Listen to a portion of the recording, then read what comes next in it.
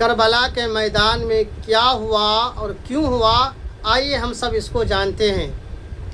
تو امام حسین رضی اللہ تعالی عنہ کے نانا محمد رسول اللہ صلی اللہ علیہ وسلم ہیں، اور آپ علیہ الصلاۃ والسلام کی ولادت باسعادت اس لیے ہوئی تھی تاکہ دنیا سے ظلم و ستم کا خاتمہ ہو۔ آپ علیہ الصلاۃ والسلام نے حجۃ الوداع کے موقع پر صحابہ کرام رضی اللہ تعالی عنہم اجمعین کو مخاطب کر کے فرمایا، کیا میں نے اپنی امانت پوری نہیں کر دی؟ صحابہ کرام رضی اللہ تعالی عنہم اجمعین نے فرمایا کہ میرے ماں باپ آپ پر قربان ہوں کہ آپ نے اپنی امانت پوری کر دی۔ اللہ کے نبی صلی اللہ علیہ وسلم نے فرمایا کہ اب تم گوار آنا، یہی بات جب اللہ تبارک و تعالیٰ پوچھے تو وہاں بھی کہنا کہ آقا صلی اللہ علیہ وسلم نے اپنی امانت پوری کر دی۔ آپ علیہ الصلاۃ والسلام کے رخصت ہو جانے کے بعد مسلمانوں کے مشورے سے حضرت ابو بکر صدیق رضی اللہ تعالیٰ عنہ مسلمانوں کے امیر منتخب ہوئے۔ ان کے زمانہ امارت میں مسلمان امن و سکون اطمینان کے ساتھ زندگی گزارتے رہے۔ جب ان کا بھی انتقال ہو گیا تو اس کے بعد مسلمانوں نے پھر مشورہ کر کے عمر فاروق رضی اللہ تعالیٰ عنہ کو اپنا امیر منتخب فرمایا۔ عمر رضی اللہ تعالیٰ عنہ نے اپنے زمانہ حکومت میں بہت شاندار حکومت کی، اور اپنی حکومت میں زمین کے رقبہ کو بہت دور تک پھیلایا اور بہت سی اپنے دولت کو بڑھایا اور اس میں اضافہ بھی فرمایا۔ بہرحال فیروز لؤلؤ کمبخت نے حضرت عمر فاروق رضی اللہ تعالیٰ عنہ کو فجر کی نماز کی حالت میں پیٹ میں خنجر مارا، جس کے زخم کی وجہ سے آپ رضی اللہ تعالیٰ عنہ محرم کے شروع ہی میں آپ شہادت نوش فرما لیا۔ اب تیسرے خلیفہ حضرت عثمان غنی رضی اللہ تعالیٰ عنہ کو لوگوں نے اپنے مشورے سے امیر المؤمنین کا انتخاب کیا۔ حضرت عثمان غنی رضی اللہ تعالیٰ عنہ وہ ہیں جن کا لقب ذو النورین ہے، یعنی نبی کریم صلی اللہ علیہ وسلم کی دو بیٹیاں یک کے بعد دیگرے آپ کے نکاح میں آئیں۔ حضرت عثمان غنی رضی اللہ تعالی عنہ جب مسلمانوں کے امیر منتخب ہو گئے، شروع کا دور ان کا بھی بڑھیا چلتا رہا، مسلمان اپنا اتحاد و اتفاق سے تھے، لیکن ان کے زمانے میں دشمنوں کا اور منافقوں کا ایک گروہ تیار ہوا۔ اب یہ گروہ بالکل چھوٹا سا گروہ تھا، لیکن آہستہ آہستہ پنپتا رہا اور یہ اپنی طاقت پوری طرح سے مضبوط کر لیا۔ اور یہ حضرت عثمان غنی رضی اللہ تعالیٰ عنہ بڑے شفیق دل اور رحم دل تھے، ان کو ہر غلطی پر معاف کر دیتے تھے۔ نتیجہ یہ ہوا کہ ایک مرتبہ کسی واقعے کو لے کر کے ان سبھوں نے حضرت عثمان غنی رضی اللہ تعالیٰ عنہ کے گھر کا محاصرہ کر لیا، یعنی گھیراؤ کر لیا۔ حضرت عثمان غنی رضی اللہ تعالیٰ عنہ نے انہیں بلا کر کے پوچھا تمہارا معاملہ کیا ہے؟ جو معاملہ کو انہوں نے رکھا ان کا فیصلہ فرما دیا، کہا جا اب اپنے علاقے چلے جاؤ۔ وہ وہاں سے نکلے، پھر جا کر کے اپنے خیمے میں جا گئے۔ بہرحال ان کا جو گروہ تھا ان کا یہ کہنا تھا کہ عثمان غنی رضی اللہ تعالیٰ عنہ کو شہید کرنا ہے۔ بہرحال واقعہ بھی ایسا ہی ہوا کہ ان لوگوں نے حضرت عثمان غنی رضی اللہ تعالیٰ عنہ کا گھیراؤ کیا اور عثمان غنی رضی اللہ تعالیٰ عنہ کو بھی شہید کر دیا۔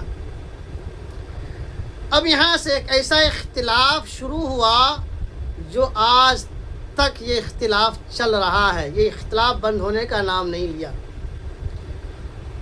عمر رضی اللہ تعالیٰ عنہ کے زمانے میں مصر و شام کے علاقے میں حضرت امیر معاویہ رضی اللہ تعالیٰ عنہ کو امیر المسلمین جو تھے عمر رضی اللہ تعالیٰ عنہ انہوں نے ان کو وہاں کا والی اور حاکم بنایا تھا۔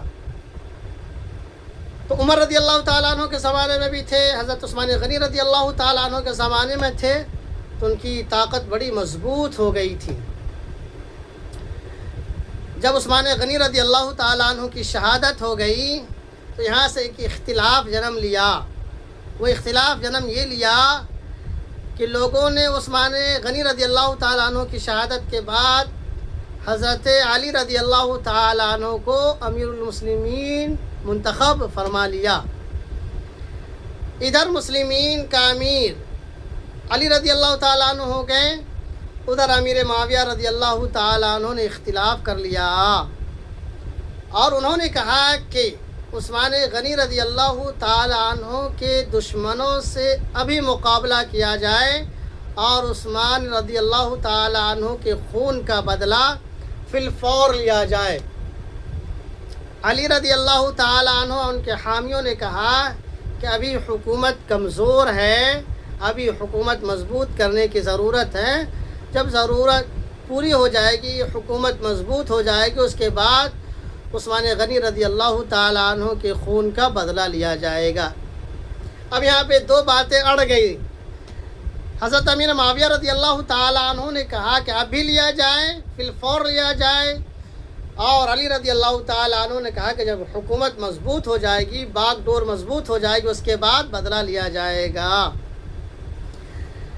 حضرت امیر معاویہ رضی اللہ تعالیٰ عنہ اختلاف کر بیٹھے اور انہوں نے حضرت علی رضی اللہ تعالیٰ عنہ کی خلافت اور بیعت سے انکار کر دیا اور اپنے علاقے کو وہ امیر کا اعلان کر دیا۔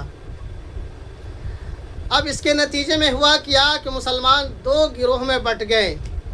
ایک گروہ علی رضی اللہ تعالیٰ عنہ کے ساتھ ہو گئے، دوسرا گروہ امیر معاویہ رضی اللہ تعالیٰ عنہ کے ساتھ ہو گئے، اور دونوں گروہ میں یہ منافقین کا ٹولہ موجود تھا۔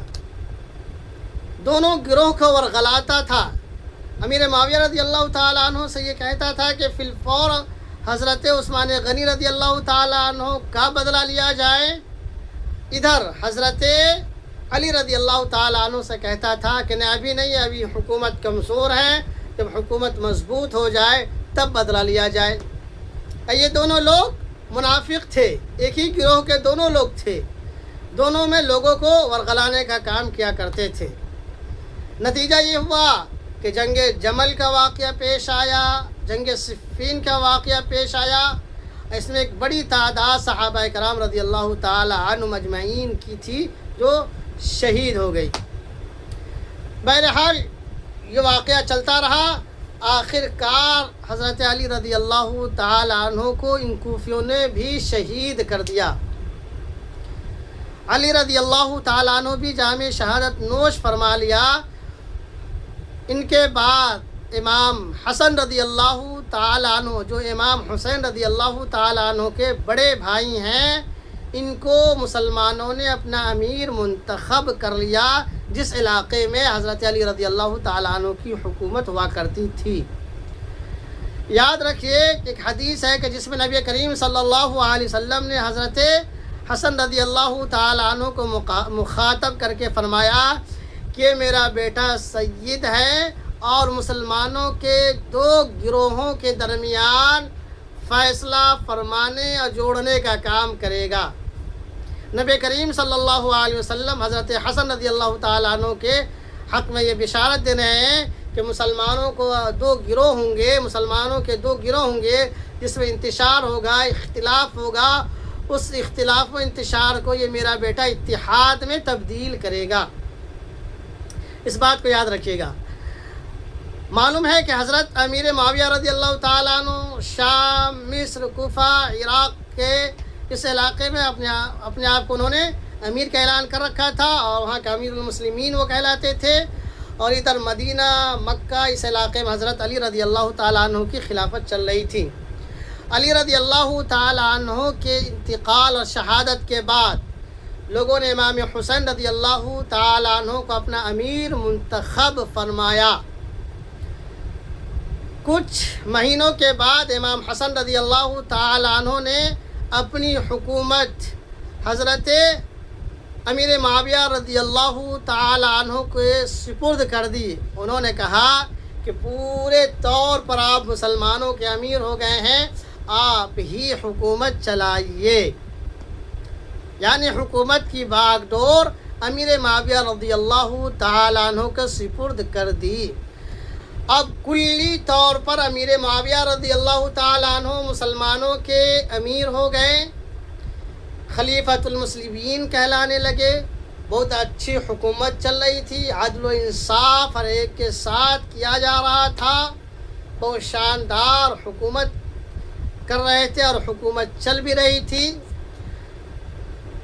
اور جب یہ حکومت کی باغ ڈور امام حسن رضی اللہ تعالیٰ عنہ امیر معاویہ رضی اللہ تعالیٰ عنہ کے سپرد کر رہے تھے تو انہوں نے ایک شرط یہ بھی لگائی تھی کہ آپ اپنے بعد اس حکومت کو اپنی اولاد میں وراثت مت بنائیے گا۔ ان کے بارے میں کہا، کس نے کہا؟ حضرت حسن نے کہا امیر معاویہ رضی اللہ تعالیٰ عنہ سے کہ آپ اپنی اس حکومت کو اپنی اولاد میں وراثت کے طور پر تقسیم مت کیجیے گا۔ امام حسن رضی اللہ تعالیٰ عنہ کن کوفیوں نے شہید کر دیا۔ امیر معاویہ رضی اللہ تعالیٰ عنہ مسلمانوں کے کلی طور پر امیر تھے۔ امام حسن رضی اللہ تعالیٰ عنہ کے زمانہ ہی سے جب امیر معاویہ رضی اللہ تعالیٰ عنہ کا بڑھاپا آیا، ضعف ان پر غالب آیا، تو لوگوں نے مشورہ دیا کہ کیا ہی بہتر ہوتا امیر المومنین کہ آپ اپنے بعد کسی کو اپنا جانشین مقرر کر دیتے تاکہ مسلمان ایک بڑے جھگڑے سے بچ جاتے، ایک بڑے انتشار سے مسلمان بچ جاتے۔ لوگوں نے مشورہ دیا۔ امیر معاویہ رضی اللہ تعالیٰ عنہ کو بھی یہ مشورہ اچھا لگا، انہوں نے بھی اس مشورہ کو قبول فرما لیا۔ انہوں نے کیا کیا کہ کچھ لوگوں نے انہیں یہ مشورہ دیا کہ بہتر ہوگا کہ آپ اپنے بیٹے یزید کو اپنا خلیفہ بنا لیجئے۔ اب بات یہیں سے لڑکھڑانے لگی۔ اب وہ اختلاف جو عثمان غنی رضی اللہ تعالیٰ عنہ کے زمانے میں سے کی شہادت پر شروع ہوا تھا اور امام حسن رضی اللہ تعالیٰ عنہ کی حکومت چھوڑ دیے جانے پر اختلاف بند ہوا تھا، اب پھر وہ اختلاف یہاں پر آغاز ہونے لگا، پنپنے لگا کہ آپ اے امیر معاویہ رضی اللہ تعالیٰ عنہ کہ آپ اپنے بیٹے یزید کو اپنا جانشین اور خلیفہ مقرر کر دیجئے۔ بعض مورخین نے یہ لکھا ہے کہ یزید کے اخلاق بڑے گندے تھے، حلال چیزوں کو حرام کہتا تھا اور حرام چیزوں کو حلال قرار دیا کرتا تھا۔ بعض مورخین نے یہ لکھا ہے کہ اپنی سوتیلی ماؤں، پھوپھیوں اور بہنوں کے ساتھ زنا کرنے کا حکم بھی صادر فرماتا تھا۔ واللہ اعلم بالصواب۔ بہرحال امیر معاویہ رضی اللہ تعالیٰ عنہ نے اپنے بیٹے یزید کو اپنا جانشین مقرر فرما دیا۔ اب لوگوں میں یہاں سے انتشار پیدا ہو گیا۔ شام، عراق، کوفہ کے لوگوں نے ان کو اپنا امیر منتخب کر لیا، ان کے یزید کے ہاتھ پر بیعت کر لی۔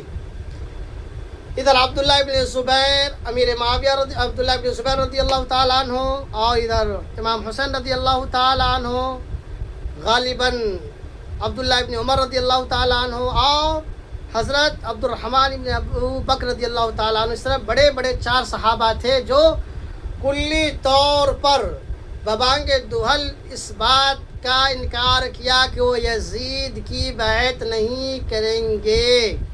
انہوں نے اختلاف کا اعلان کر دیا۔ انہوں نے کہا کہ میں کسی بھی حالت میں یزید کی بیعت نہیں کروں گا۔ یہ بات حضرت امیر معاویہ رضی اللہ تعالیٰ عنہ کے کان تک پہنچی۔ امیر معاویہ رضی اللہ تعالیٰ عنہ مدینۃ المنورہ تشریف لائے اور ان 4 سے فرداً گفتگو کی، جن میں سے حضرت عبداللہ ابن زمر یا عبداللہ ابن عمر یا عبد الرحمن ابن ابی بکر رضی اللہ تعالیٰ عنہ نے فرمایا، آپ یہ حکومت جو اپنے بیٹے کو دے رہے ہیں یہ سنت کے مطابق نہیں ہے۔ چونکہ آپ کے ساتھی ابو بکر رضی اللہ تعالیٰ عنہ نے اپنے بیٹے کو حکومت نہیں دی، جانشینی نہیں سونپی، اسی طریقے سے حضرت عمر رضی اللہ تعالیٰ عنہ نے بھی اپنے بیٹے کو جانشین نہیں بنایا، تو آپ اپنے بیٹے کو اپنا جانشین کیوں بنا رہے ہیں؟ یہ صحابہ اکرام رضی اللہ تعالیٰ عنہ نے فرمایا۔ اس کے بعد امام حسین رضی اللہ تعالیٰ عنہ سبھی امیر معاویہ رضی اللہ تعالیٰ عنہ نے کہا کہ بھائی آپ میرے بیٹے یزید کے ہاتھ پر بیعت کر لیجئے۔ امام حسین رضی اللہ تعالیٰ عنہ نے فرمایا کہ ایسا نہیں ہو سکتا، میں ایسا نہیں کر سکتا۔ بہرحال یہ چاروں صحابہ کرام نے ان کی بات نہیں مانی، اور مدینہ کے بڑے کچھ صحابی تھے انہوں نے بھی یہ بات نہیں مانی۔ امیر معاویہ رضی اللہ تعالیٰ عنہ پھر اپنے مقام پر چلے گئے، اپنے بیٹا کو یہ نصیحت کی کہ لوگ تمہاری بیعت نہیں کریں گے، اگر تمہارا مقابلہ امام حسین رضی اللہ تعالیٰ عنہ سے ہو جائے تو یاد رکھنا تم انہیں درگزر کر دینا، معاف کر دینا، ان کے خلاف تلوار مت نکالنا۔ انہوں نے یہ وصیت کی، اور اس وصیت کے چند دنوں بعد ہی حضرت امیر معاویہ رضی اللہ تعالیٰ عنہ کا انتقال بھی ہو گیا۔ مدینہ المنورہ میں یہ خبر بھیجائی گئی کہ یہ چاروں صحابہ عبداللہ ابن زبیر اور عبداللہ ابن عمر اور عبد الرحمن بن ابو بکر اور امام حسین رضی اللہ تعالیٰ عنہ سے خلافت لے لی جائے، یعنی یزید کی بیعت قبول کروا لی جائے۔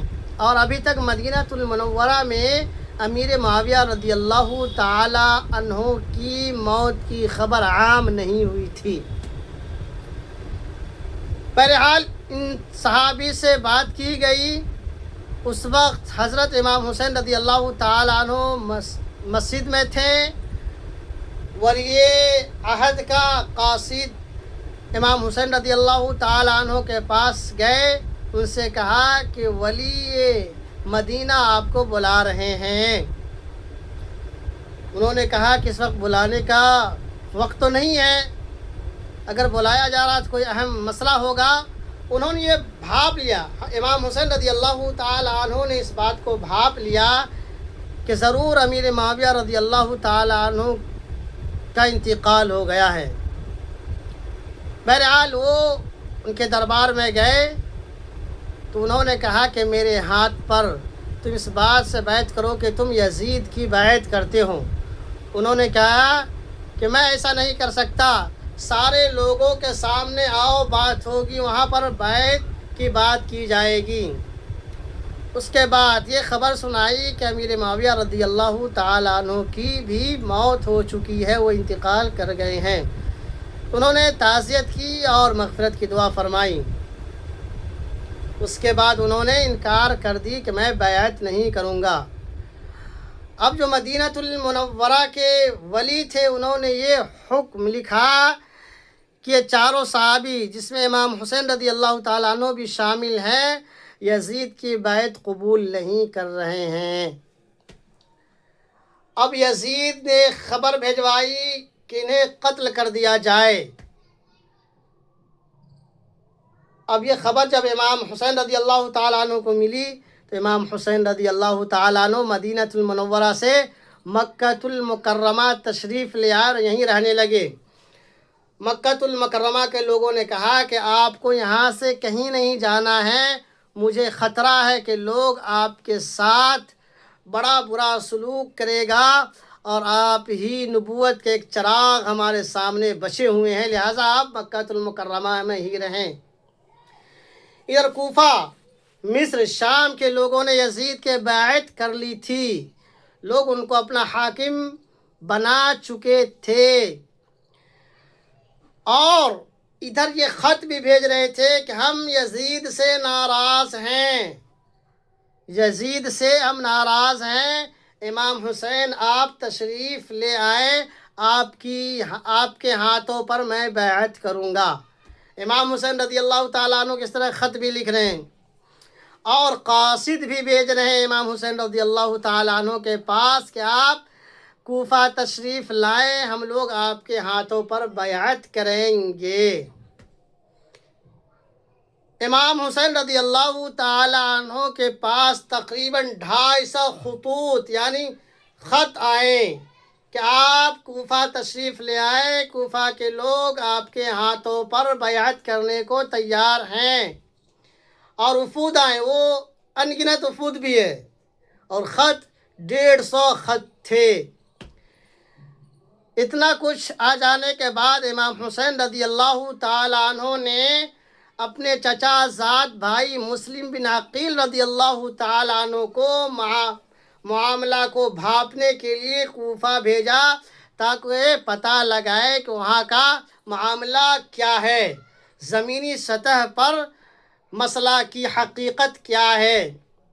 مسلم بن عقیل رضی اللہ تعالیٰ عنہ کو امام حسین رضی اللہ تعالیٰ عنہ نے کوفہ بھیج دیا تاکہ معاملہ کی حقیقت کا پتہ لگائے۔ مسلم بن عقیل رضی اللہ تعالیٰ عنہ مدینہ سے کوفہ کے لیے روانہ ہو گئے۔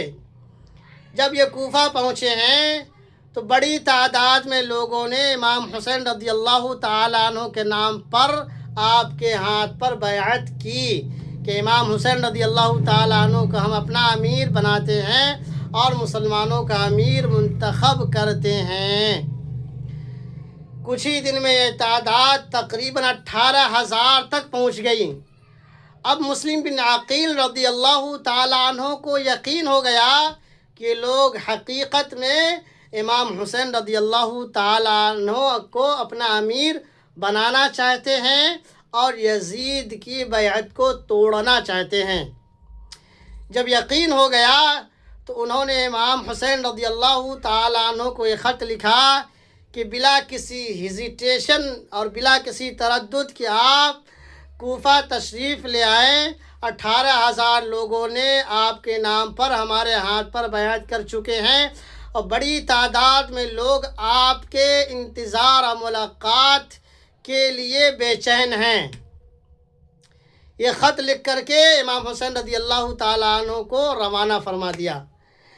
جب یہ خط امام حسین رضی اللہ تعالیٰ عنہ کو ملا تو امام حسین رضی اللہ تعالیٰ عنہ کو بھی سکون ملا کہ وہاں کے لوگ حقیقی معنی پر ہمارے ہاتھوں پر بیعت کرنے کو تیار ہے۔ اب امام حسین رضی اللہ تعالیٰ عنہ صحابہ کرام کو بلایا اور ان سے مشورہ کیا کہ آپ لوگ اس سلسلے میں کیا کہتے ہیں کہ وہاں کے لوگ ہمارے ہاتھوں پر بیعت کرنے کو تیار ہیں، ہمیں وہاں جانا چاہیے یا نہیں جانا چاہیے۔ صحابہ کرام رضی اللہ تعالی عنہم اجمعین اور مدینہ المنورہ اور مکہ المکرمہ کے لوگوں نے آپ کو منع کیا کہ آپ وہاں مت جائیے۔ یہی کوفی ہے جنہوں نے آپ کے بابا حضرت علی رضی اللہ تعالیٰ عنہ کے ساتھ دھوکہ کیا، اور یہی کوفی ہے جنہوں نے آپ کے بھائی امام حسن رضی اللہ تعالیٰ عنہ کے ساتھ دھوکہ دینے کا کام کیا۔ اب امام حسین رضی اللہ تعالیٰ عنہ کے دل و دماغ میں یہ بات گردش کر رہی تھی کہ میرے رہتے ہوئے میرے نانا کے دین کے ساتھ کھلواڑ کیا جا رہا ہے، میرے رہتے ہوئے میرے نانا کے دین کا استہزاء اور مذاق اڑایا جا رہا ہے، میرے رہتے ہوئے میرے نانا کے دین میں حرام کو حلال اور حلال کو حرام کیا جا رہا ہے، یہ مجھ سے کیسے برداشت ہو سکتا ہے۔ یہ چیز انہیں بے چین کر رہی تھی، نہ کھانا اچھا لگ رہا تھا، نہ نیند آ رہی تھی، نہ سکون تھا۔ امام حسین رضی اللہ تعالیٰ عنہ نے اپنے دل میں سوچا، جب وہ لوگ اتنی بڑی تعداد میں ہمارے ہاتھوں پر بیعت کرنے کو تیار ہیں تو ہمیں جانا چاہیے، اللہ کے دین کی نصرت کرنی چاہیے، اللہ کے دین کو بچانے کی کوشش کرنی چاہیے۔ امام حسین رضی اللہ تعالیٰ عنہ نے اعلان کر دیا اپنے سفر کا۔ جب امام حسین رضی اللہ تعالیٰ عنہ جانے لگے تو عبداللہ ابن عباس رضی اللہ تعالیٰ عنہ نے آ کر کے نصیحت کی کہ آپ مت جائیے، یہ لوگ آپ کے ساتھ وفا نہیں کریں گے، یا آپ کے ساتھ دھوکہ کریں گے، دغا دیں گے آپ کو۔ امام حسین رضی اللہ تعالیٰ عنہ نے نہیں بات ان کی مانی۔ امام حسین رضی اللہ تعالیٰ عنہ اپنا سفر جاری رکھا۔ ان کے ساتھ بچے تھے، عورتیں تھے۔ عبداللہ ابن عباس رضی اللہ تعالیٰ عنہ نے بھی ان عورتوں کو لے جانے سے بھی منع کیا کہ عورتوں کو مت لے جائیے، بچوں کو مت لے جائیے۔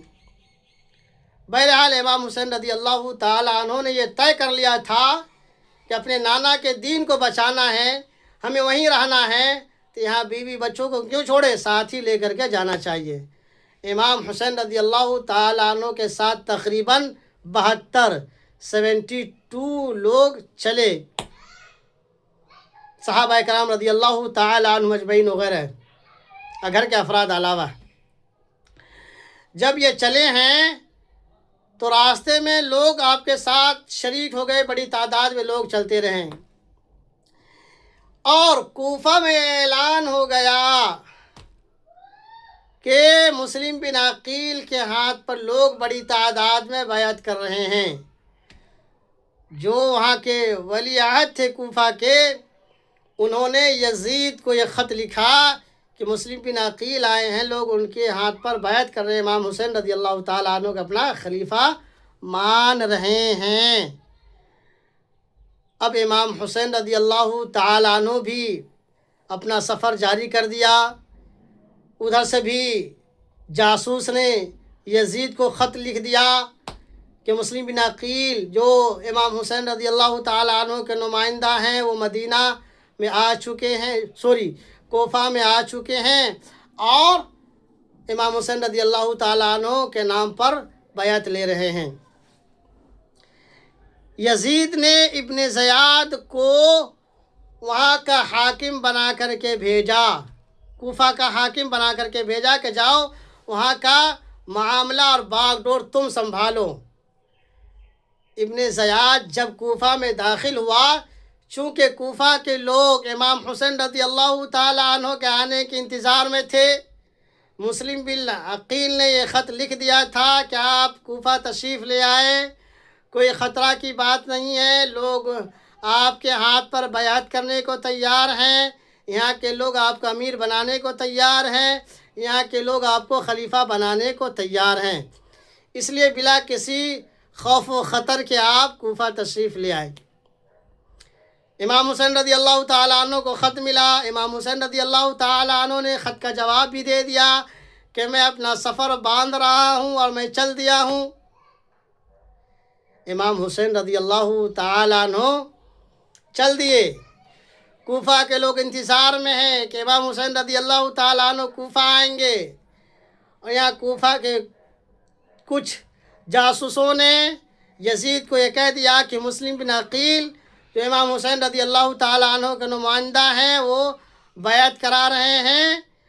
بس یزید نے بھی اپنا نمائندہ ابن زیاد کو بنا کر کے بھیجا، اور پہلے والے جو حاکم تھے کوفہ کے اس کو معزول کر دیا۔ جب یہ شخص کوفہ میں داخل ہو رہا تھا ابن زیاد، تو لوگ بڑی تعداد میں ان کا استقبال کر رہے تھے، لوگ یہ سمجھ رہے تھے کہ یہ امام حسین رضی اللہ تعالیٰ عنہ ہیں۔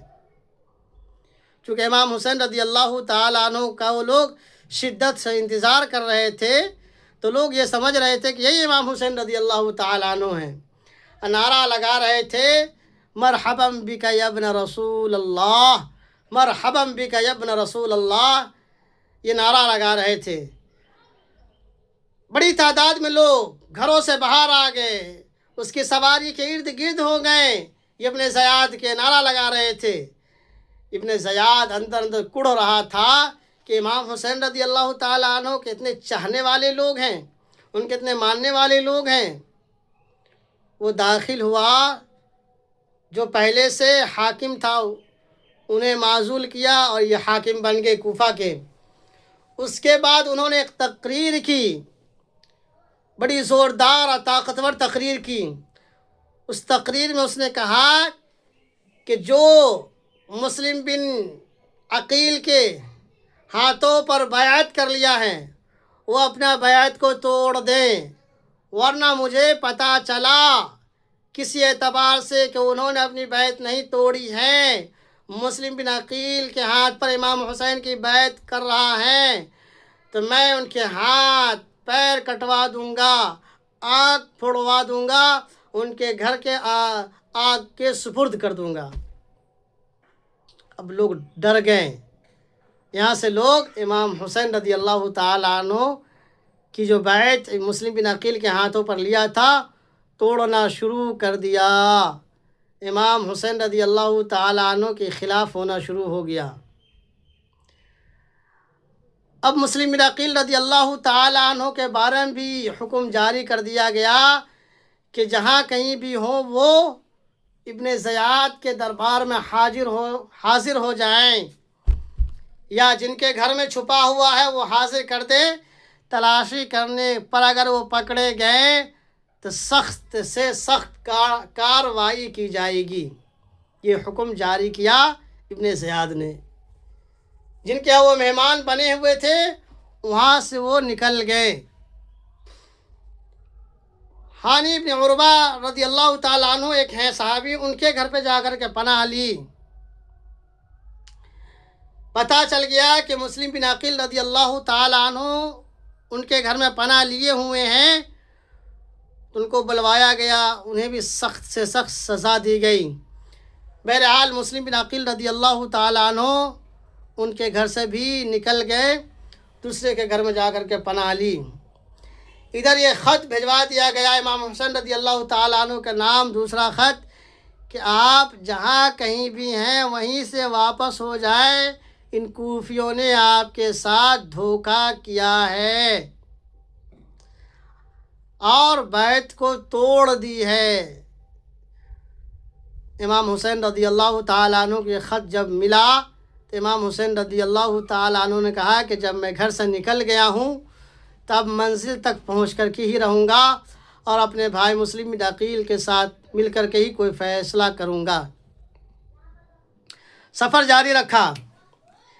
ادھر ابن زیاد نے مسلم بن عقیل رضی اللہ تعالیٰ عنہ کو بھی شہید کروا دیا گیا، بلکہ ایک چھت پر لے جایا گیا اور کہا کہ تم امام حسین رضی اللہ تعالیٰ عنہ کو برا بھلا کہو، گالیاں دو اور یزید کی بیعت قبول کر لو، میری تعریف کرو اور یزید کی تعریف کرو۔ انہوں نے ایسا کرنے سے انکار کر دیا۔ بہرحال ان کو چھت سے گرا کر کے شہید کر دیا گیا۔ انا للہ و انا الیہ راجعون۔ تو انہوں نے ان سے پہلے ایک وعدہ لے لیا تھا کہ ہماری موت سے اور شہادت سے پہلے امام حسین رضی اللہ تعالیٰ عنہ کے نام یہ خط لکھ دینا کہ مسلم بن عقیل شہید کر دیے گئے ہیں اور آپ جہاں ہیں وہیں سے واپس ہو جائیں۔ تو اس کے اس وعدہ کو پورا کیا گیا اور امام حسین رضی اللہ تعالیٰ عنہ کے نام ایک خط لکھا گیا جس میں مسلم بن عقیل کی شہادت کا ذکر تھا۔ جب یہ خط ملا امام حسین رضی اللہ تعالیٰ عنہ کو تو غم سے نڈھال ہو گئے، لوگوں کو سنایا کہ مسلم بن عقیل شہید کر دیے گئے۔ کوفیوں نے اپنا وعدہ توڑ دیا، عہد توڑ دیا اور دھوکہ دھڑی کی۔ تو جو لوگ راستے میں آپ کے قافلے کے ساتھ ملے تھے وہ لوگ وہیں سے واپس ہو گئے، لیکن جو لوگ مکہ المکرمہ سے مدینہ المنورہ سے آ کر کے آپ کے ساتھ شامل ہوئے تھے آپ کے قافلے میں، وہ لوگ آپ کے ساتھ تھے، انہوں نے آپ کا ساتھ نہیں چھوڑا اور آپ کے ساتھ وہ لوگ چلتے رہے، یہاں تک کہ چلتے چلتے امام حسین رضی اللہ تعالیٰ عنہ نے بھی اعلان کر دیا کہ جن کو ہمارے ساتھ چلنا ہے وہ چلیں، جن کو واپس ہونا ہو جائے۔ مسلم بن عقیل رضی اللہ تعالیٰ عنہ کے گھر والوں نے کہا کہ ہمیں مسلم بن عقیل کا بدلہ لینا ہے اور ہم لوگوں کو بھی چلنا ہی ہے، چاہے اس کے نتیجہ میں ہماری موت ہی کیوں نہ ہو۔ بہرحال امام حسین رضی اللہ تعالیٰ عنہ اپنا سفر جاری رکھا اور بڑھتے گئے یہاں تک کہ قافلہ سامنے سے نظر آیا۔ اس قافلے کا مقابلہ امام حسین رضی اللہ تعالیٰ عنہ سے ہوا۔ امام حسین رضی اللہ تعالیٰ عنہ نے فرمایا کہ میں لڑنے بھڑنے کے لیے نہیں آیا ہوں، پہلے بات ہوئی تو امام حسین رضی اللہ تعالیٰ عنہ سے وہ مقابلہ لڑنے سے انکار کر دیا اور اپنے آپ کو کنارہ کش ہو گیا۔ اس کی خبر ابن زیاد کو ہوئی کہ یہ امام حسین رضی اللہ تعالیٰ عنہ سے لڑنا نہیں چاہتا۔ دوسرا قافلہ وہاں سے بھیجا گیا، اس قافلہ کو حکم دیا گیا کہ امام حسین رضی اللہ تعالیٰ عنہ سے کہا جائے کہ یزید کی بیعت قبول کی جائے، اگر وہ قبول نہیں کرے تو زندہ یا مردہ میرے پاس یعنی ابن زیاد کے پاس لایا جائے۔ وہ قافلہ آیا اور امام حسین رضی اللہ تعالیٰ عنہ کو یہ حکم سنایا۔ امام حسین رضی اللہ تعالیٰ عنہ نے ڈائریکٹ انکار کر دیا۔ امام حسین رضی اللہ تعالیٰ عنہ کا پانی بند کر دیا گیا۔ امام حسین رضی اللہ تعالیٰ عنہ نے فرمایا کہ میں تم سے لڑنے بھیڑنے یا جنگ کرنے کے لیے نہیں آیا ہوں، میں تمہارے سامنے 3 شرطیں رکھتا ہوں، ان میں سے کوئی ایک قبول کر لو۔ دوسرا قافلہ والوں نے کہا کیا شرط ہے، آپ اپنی شرط کو رکھیے۔ امام حسین رضی اللہ تعالیٰ عنہ نے فرمایا پہلی بات تو یہ ہے کہ میں جہاں سے آیا ہوں مجھے وہاں واپس جانے دو۔ دوسری بات یہ ہے کہ یزید کے پاس مجھے لے جاؤ، وہاں پر بیٹھ کر کے جو مسئلہ ہے اس مسئلہ پہ گفتگو کی جائے۔ تیسری بات یہ ہے کہ اگر ایسا بھی نہیں کر سکتے تو تم مجھے مسلمانوں کے کسی سرحد کے پاس چھوڑ دو، وہ مسلمان اس علاقے کے جس حال میں رہتے اسی حال میں اپنی زندگی بسر کر لوں گا۔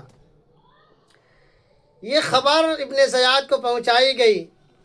ابن زیاد بھی اس خبر کو مان لیا کہ امام حسین رضی اللہ تعالیٰ عنہ کو یزید کے پاس بھیج دیا جائے، لیکن اس کے پاس ابن زیاد کے پاس ایک شخص شقی القلب کم بخت شخص شمر دل جوشن تھا، جس کا دل سیاہ تھا، کالا دل تھا۔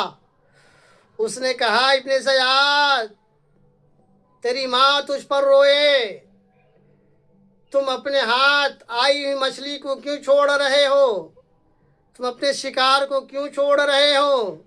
اگر یہ یزید کے پاس چلے گئے تو یزید سے اس کا مسئلہ اچھا ہو جائے گا اور تم یزید سے ناراض ہو جاؤ گے، یزید تم سے ناراض ہو جائیں گے۔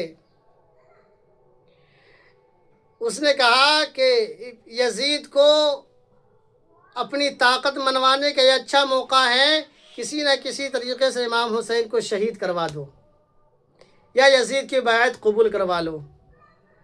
امام حسین رضی اللہ تعالیٰ عنہ کو شہید کروا دو اور یزید کے سامنے اپنے واہی لوٹ لو۔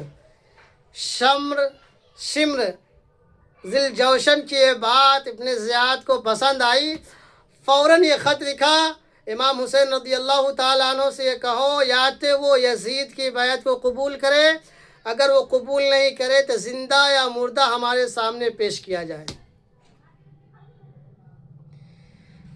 یہ حکم جب اس قافلہ کو ملا تو قافلہ نے کہا کہ امام حسین رضی اللہ تعالیٰ عنہ سے اب یہ بات رکھی جائے۔ امام حسین رضی اللہ تعالیٰ عنہ نے فرمایا کہ میں یزید کی بیعت قبول نہیں کروں گا۔ کیوں نہیں کروں گا؟ اس لیے کہ اس کے اخلاق اچھے نہیں ہیں، اس کے اخلاق گندے ہیں، حلال چیزوں کو حرام قرار دیتا ہے اور حرام کو حلال قرار دیتا ہے وغیرہ وغیرہ۔ ان لوگوں نے کہا پھر جنگ کے لیے تیار ہو جائیے۔ امام حسین رضی اللہ تعالیٰ عنہ نے سب بندی کی اور یکے بعد آپ کے لوگ شہید ہوتے چلے گئے۔ امام حسین رضی اللہ تعالیٰ عنہ نے ایک رات مانگی جس میں اللہ کے سامنے دعا کی جائے، اللہ کے سامنے استغفار کیا جائے، تہجد کی نماز پڑھی جائے۔ امام حسین رضی اللہ تعالیٰ عنہ کو موقع ملا، امام حسین رضی اللہ تعالیٰ عنہ کے قافلہ والوں نے نماز پڑھی۔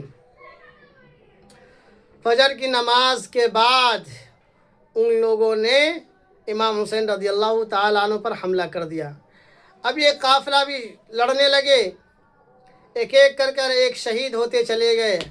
آخر میں امام حسین رضی اللہ تعالیٰ عنہ کے سر پہ بھی ایک کم بخت نے ایک تلوار مارا جس سے آپ کا سر پھٹ گیا اور آپ کے سر سے خون جاری تھا۔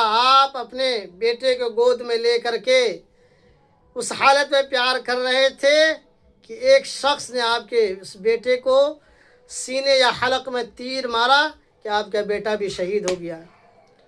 امام حسین رضی اللہ تعالی عنہ نے فرمایا، کم بختو، اس بچہ نے تمہارا کیا بگاڑا تھا؟ اس بچہ کو تو کم سے کم چھوڑ دیتے۔ اس کے بعد امام حسین رضی اللہ تعالی عنہ بھی لڑتے رہے۔ صحابہ کرام رضی اللہ تعالی عنہ اجمعین جو آپ کے ساتھ آئے تھے، آپ کا بچاؤ کرتے رہے اور ایک ایک کر کے شہید ہوتے رہے۔ امام حسین رضی اللہ تعالی عنہ بھی ان کا مقابلہ کرتے رہے، یہاں تک کہ ظہر کی نماز کا وقت ہو گیا۔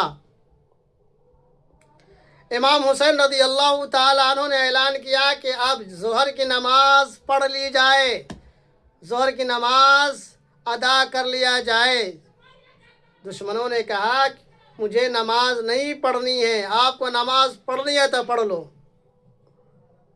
امام حسین رضی اللہ تعالیٰ عنہ نے جنگ کے میدان میں صلاۃ الخوف ادا کی، پھر جنگ کے میدان میں آ گئے، لڑتے رہے یہاں تک کہ عصر کا وقت ہو گیا۔ عصر کی نماز کے لیے نیت باندھا، اسی میں ایک شخص نے امام حسین رضی اللہ تعالیٰ عنہ کی حلق میں ایک تیر مارا یا خنجر مارا، جس سے امام حسین رضی اللہ تعالیٰ عنہ شہید ہو گئے۔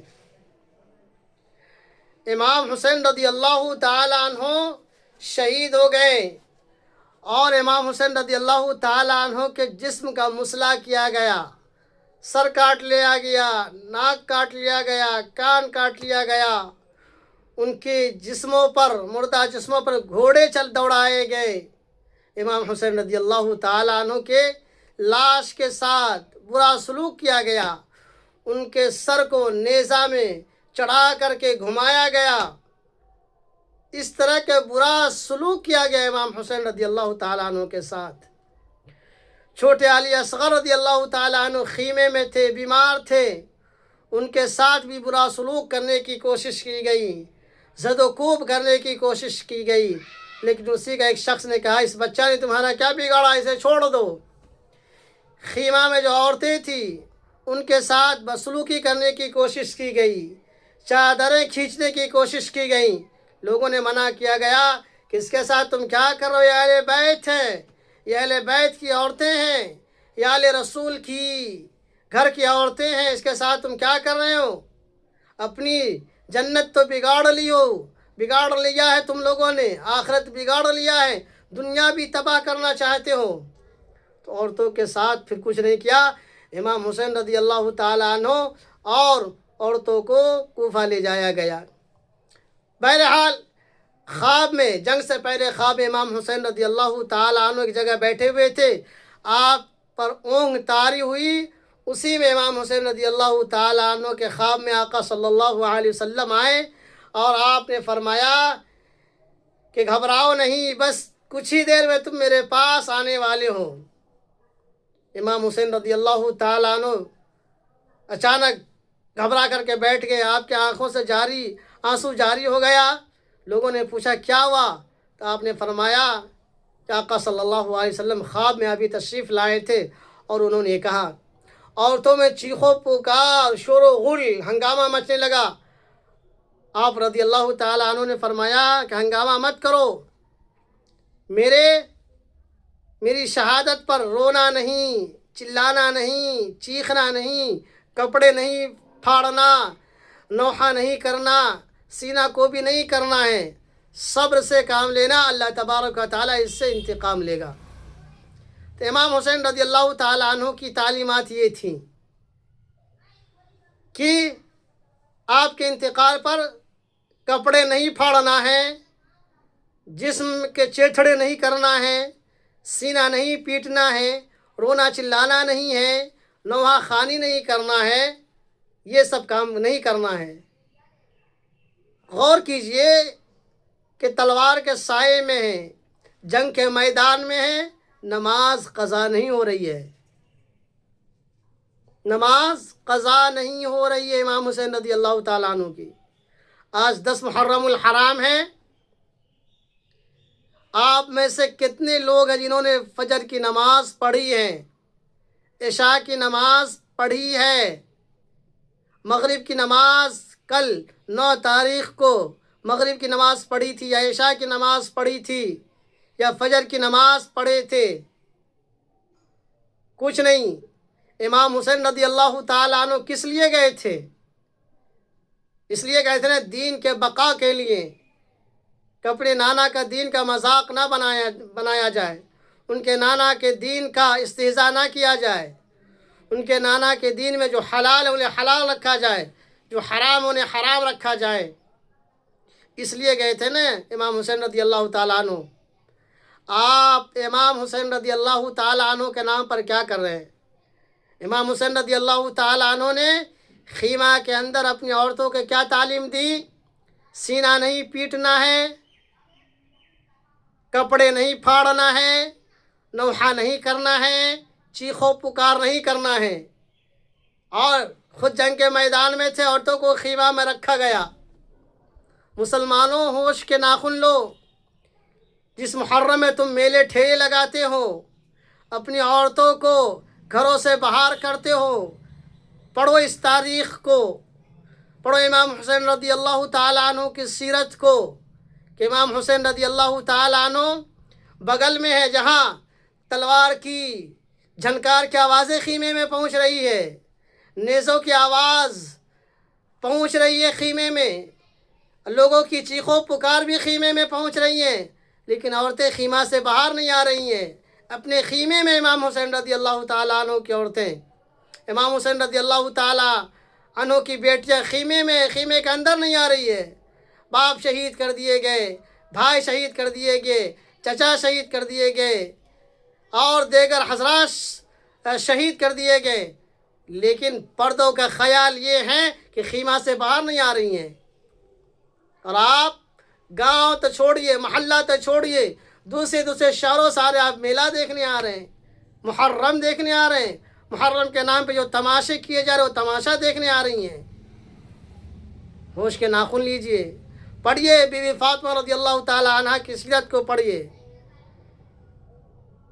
بی بی صغرا کی سیرت کو پڑھیے، امام حسین رضی اللہ تعالیٰ عنہ کی بیٹیوں کی سیرت پڑھیے، امام حسن رضی اللہ تعالیٰ عنہ کی بیٹیوں کی بہنوں کی سیرت کو پڑھیے، اور کربلا کے جو سفر کے جو حالات ہیں اس حالات کو پڑھیے، کہ یہ امام حسین رضی اللہ تعالیٰ عنہ اپنے گھر سے کیوں نکلے تھے، ان کا پیغام کیا تھا، کیا پیغام امت کو دینا چاہتے تھے، اور کیا تعلیمات کو عام کرنا چاہتے تھے۔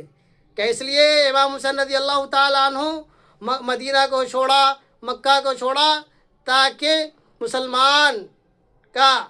مسلمان دین کے نام پر تماشا کریں، دین کا جنازہ نکالیں، دین کا استہزاء کریں، دین کا مذاق اڑائیں، اور یہ محرم کے نام پہ تماشے کریں۔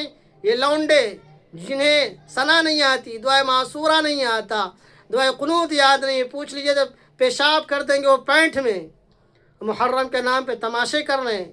یہ ماموں بھانجا، یہ لوگ کیا تماشا کر رہے ہیں؟ یہ ساری چیزیں اسلام کے خلاف ہیں۔ اسلام میں آج دیکھ رہے لوگ کہہ رہے ڈھول بجاؤ، پہلے محرم سے ڈھول بجاؤ۔ او عقل کے اندھو، او عقل کے کوڑیو، ذرا عقل سے کام لو۔ تم امت کو کہاں لے جا رہے ہو؟ کہ امام حسین رضی اللہ تعالیٰ عنہ اپنے گھر سے نکلے تھے ڈھول بجاتے ہوئے نکلے تھے؟ امام حسین رضی اللہ تعالیٰ عنہ کے گھر سے جو بچے نکلے تھے کیا ڈھول تاشے بجاتے نکلے تھے؟ امام حسین رضی اللہ تعالیٰ عنہ کی شہادت کے واقعات کو پڑھو، سبق حاصل کرو کہ 10 محرم الحرام کو ہمیں کیا کرنا ہے۔ 10 محرم الحرام کو آپ کو نماز جتنی ہو سکے آپ نماز پڑھنے کا اہتمام کیجیے، نوافل پڑھنے کا اہتمام کیجیے، قرآن کریم کی تلاوت کرنے کا اہتمام کیجیے۔ 10 پارے 5 پارے جتنا ہو سکے آپ تلاوت کرنے کی کوشش کیجیے، تسبیحات پڑھنے کی کوشش کیجیے۔ اور 10 محرم الحرام کا یہ ایک واقعہ مشہور ہے کہ آپ صلی اللہ علیہ وسلم مدینہ المنورہ تشریف لے آئے۔ قدم النبی صلی اللہ علیہ وسلم المدینہ المنورہ فوجد اليہود یصومون آپ صلی اللہ علیہ وسلم مدینہ المنورہ آئے تو یہودیوں کو پایا کہ وہ روزہ رکھ رہے تھے۔ فَسُئِلُوا عَنْ ذَلِكَ، ان سے اس کے متعلق سوال کیا گیا کہ آپ اس کا روزہ کیوں رکھتے ہیں؟ تو انہوں نے کہا کہ آج کے دن هَذَا الْيَوْمُ الَّذِي أَظْهَرَ اللَّهُ فِيهِ موسیٰ علیہ السلام و بنی اسرائیل علی فرعون، کہ آج کے دن اللہ تبارک و تعالیٰ نے موسیٰ علیہ السلام اور ان کی قوم کو فرعون پر غلبہ عطا فرمایا تھا، اس کے عذاب سے نجات عطا فرمائی تھی۔ تو موسیٰ علیہ السلام نے روزہ رکھا تھا۔ فَنَحْنُ نَصُومُ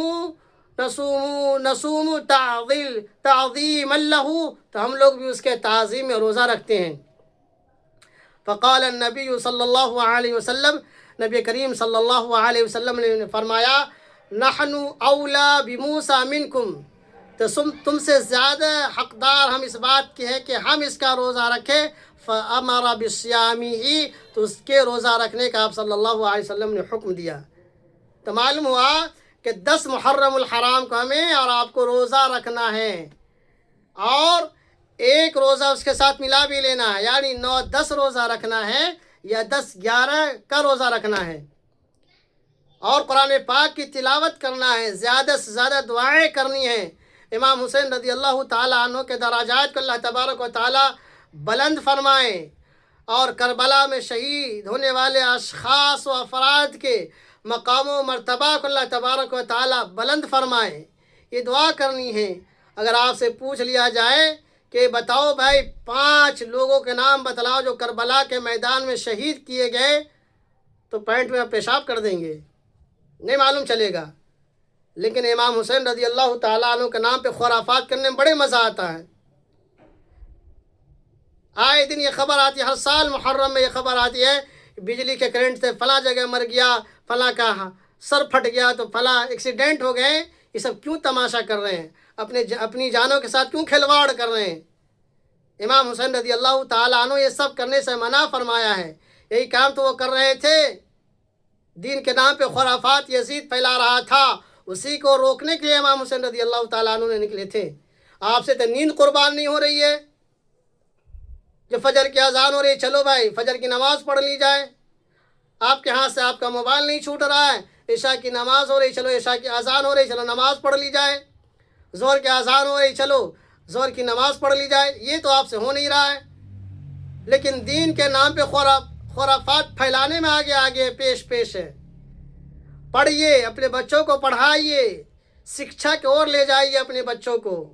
آپ کے یہاں تعلیم کے معاملے میں بہت نیچے سطح پہ چلے گئے، نیچے طبقے میں آپ کا شمار کیا جا رہا پڑھائی لکھائی میں، نہ دینی اعتبار پہ آپ کو کوئی علم حاصل ہے، نہ دنیاوی اعتبار میں آپ کو کوئی علم حاصل ہے۔ اس لیے آپ پڑھیے، خود پڑھیے، اپنے بچوں کو پڑھائیے، دین کی جانکاری حاصل کیجیے، دنیا کی جانکاری حاصل کیجیے، اور اپنے بچوں کو خوب سے خوب تعلیم دینے کی کوشش کیجیے۔ اب محرم کے نام پہ جو تماشے ہو رہے ہیں، اس تماشوں سے اپنے آپ کو کنارہ کش بنائیے، اپنے بچوں کو بھی کنارہ کش بنائیے۔ اللہ تبارک و تعالیٰ سے دعا ہے کہ اللہ تبارک و تعالیٰ ہمیں اور آپ کو ہدایت نصیب فرمائیں۔ اور یاد رکھ لیجئے، محرم الحرام اللہ تبارک و تعالیٰ کے نزدیک 4 مہینے تعظیم والے ہیں، ان میں سے ایک محرم الحرام ہے۔ وہ 4 مہینے ہیں، کون کون سے ہیں؟ ذوالقعدہ، ذی الحجہ، محرم، یہ 3 لگاتار، یا چوتھا رجب ہے۔ یہ محترم مہینے اللہ تبارک و تعالیٰ کے نزدیک، ان میں لڑائی جھگڑے اور قتل و غارت گری اللہ تبارک و تعالیٰ کے نزدیک منع ہے، اور بڑا ہی اس سے معیوب سمجھا جاتا ہے۔ اس مہینے میں شروع دور سے ہی اللہ تبارک و تعالیٰ کے نزدیک یہ 4 مہینے محترم ہیں۔ اور 10 محرم الحرام کے اندر جو فضیلت خاص کر کے ہیں، وہ فضیلت امام حسین رضی اللہ تعالیٰ عنہ کی شہادت سے نہیں ہے، بلکہ شروع دور سے ہیں۔ امام حسین رضی اللہ تعالیٰ عنہ کی شہادت بعد کے دور کی ہے نا۔ آج کے یعنی 10 محرم الحرام کو اللہ تبارک و تعالیٰ نے موسیٰ علیہ السلام اور ان کی قوم کو فرعون کے عذاب سے نجات دی۔ 10 محرم الحرام کو اللہ تبارک و تعالیٰ نے یونس علیہ السلام کو مچھلی کے پیٹ سے نکالا۔ 10 محرم الحرام کو نوح علیہ السلام کی کشتی کنارے لگی. 10 محرم الحرام کو اللہ تبارک و یہ بھی بات بتائی جاتی ہے کہ 10 محرم الحرام کی وہ تاریخ تھی جس دن حضرت ابراہیم علیہ السلام کو نمرود نے آگ میں ڈالنے کا کام کیا تھا اور اللہ تبارک و تعالیٰ نے اس آگ کو گلے گلزار بنا دیا تھا.